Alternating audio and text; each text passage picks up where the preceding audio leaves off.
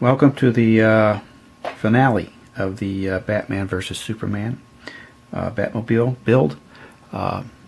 We are finished with this series, and I just kind of want to go over some of the things that got me to this point. First off, as you can see in front of you, these are the materials that I worked with in the paint department. We used to summarize, we used the black Craftsmart satin acrylic for the flat base coat.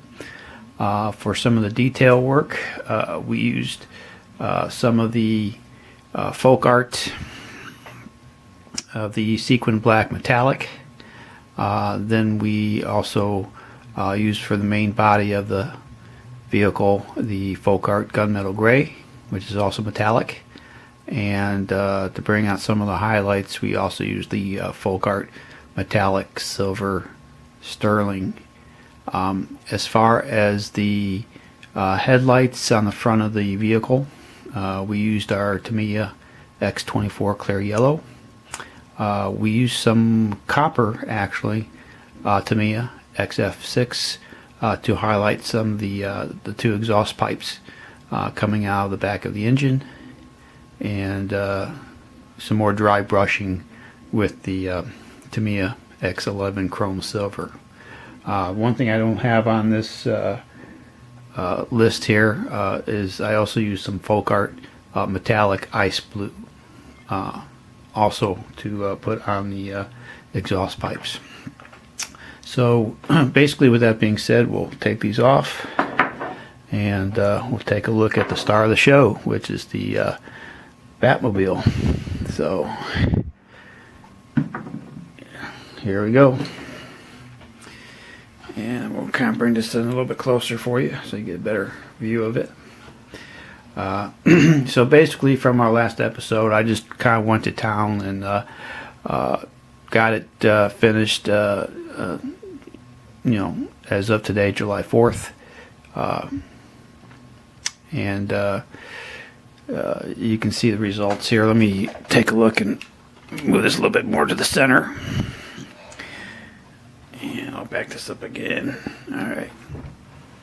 So basically what we ended up doing was installing the upper body assembly, and and from that point on we actually detailed the interior bucket, which I'll go ahead and move this off. Let me see if I can pop this off for a second. And basically, I'll just kind of show you guys. Here's the interior. Let me bring the light down a little bit. So here's our inside of the car. I just did some little detail work, not much, because basically you're just looking at the two seats, the gear shift, and some molded in looks like fire extinguishers or whatnot on the console. If we flip this around, you can see the instrument panel with the dashboard and the steering wheel. Like I said, once again, not much detail. I did end up putting some canopy glue over the TV screen, so to speak, just to kind of give it that kind of lens cover look. And of course, I did paint the part of the floorboard in steel as well. Alright, we'll go ahead and put that back in place. The other thing I want to kind of show you is, hopefully you can see this underneath the rear wings, is the exhaust pipes. I didn't want to leave them silver by itself, since they are exhaust pipes. A lot of heat goes through it, so I figure I'd get that copper look to it. And there's a little touch of dry brushing with some of the folk art ice blue metallic as well on the pipes. So that was done as well. When I did put on the upper body assembly, we had the this thing does roll. The tires do roll. They're not in a fixed position. So I just kind of chose it that way. But like I was saying, we have the part of the upper body assembly has the gun turret assembly attached, as well as the front wing. So everything was said and done, we just went ahead and installed that on there. When we did install the interior bucket, this does have to be tilted on a slight angle, and it has to go underneath the upper assembly to sit in place. That took a little while because it was very tight. Mobius did a good job as far as the detail work and the parts fitting pretty tight. So it took a little bit of some maneuvering in there, but without scratching the paint. And it is a very tight fit, almost so tight that you almost don't need any glue. But I went ahead and put some thin cement glue on it just to kind of hold it in place. The next step was this spider support for the rear wings.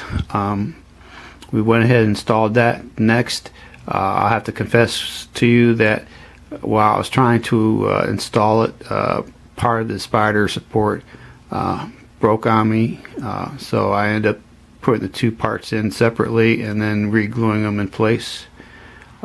So it was an easy fix. As far as installing the rear wings, that took me a while because and a lot of patience just to line up the spider support braces, as well as the kind of shocks here, and another little brace that goes on the upper body assembly here. So that took me a while to get both of those pieces on there and to align them as close as I could without breaking off the support braces. So you have to have a kind of a lot of patience with that. I actually had to turn the thing upside down to try and line up the holes correctly. But after everything was said and done, it came through. So there you go. As far as the windshield, we'll flip it over, and that was a nice tight fit as well.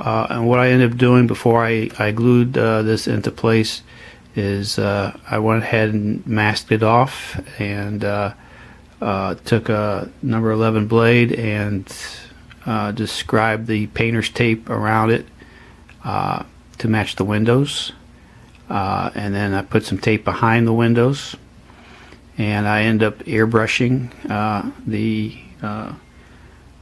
windshield with of course, again, with black satin black for the base, and then we went with the gunmetal gray to match the body paint. Once I let that dry overnight, we went ahead and peeled everything off, and then we went ahead and glued it. Now normally I would use the white canopy glue, but what I chose this time around is this deluxe glue and glaze. It's also it's made for making crystal clear windows and bonding canopies in most plastics, and it's got a real nice fine tip to it. So that is that, and I just taped it up and let it set for 2 or 3 hours, and it was good to go. I went back later and I actually took some of the future and futured around the underside of the roof, and as well as around the outer rim of the window, just to give it a little bit more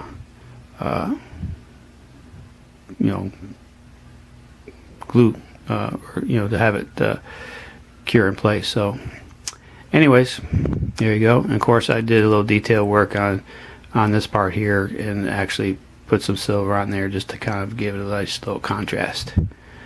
So yeah, we can go ahead and put that back in place.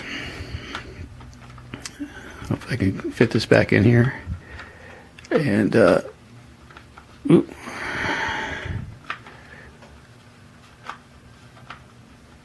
Well, let me see here. All right. And like I said, we also went ahead and put the front left and right hood wings on as well. And then of course it does come with another set of headlights that go on the front fenders as well. And again, since it's clear, I used the same glue and glaze to hold that in place as well. So with that being said, overall this was a nice build. I enjoyed this build through the process, and it came out really well. So if anybody's looking to buy this, I recommend it. And just another note, when you put this together, it does have some weight to it, you know, especially on the back end, a lot of parts. So it does weigh heavy when you pick it up. So it's like a little tank. So so it's built solid, and like I said, I had a good time with it. So until then, we will catch you later, and have a good 4th of July. Bye.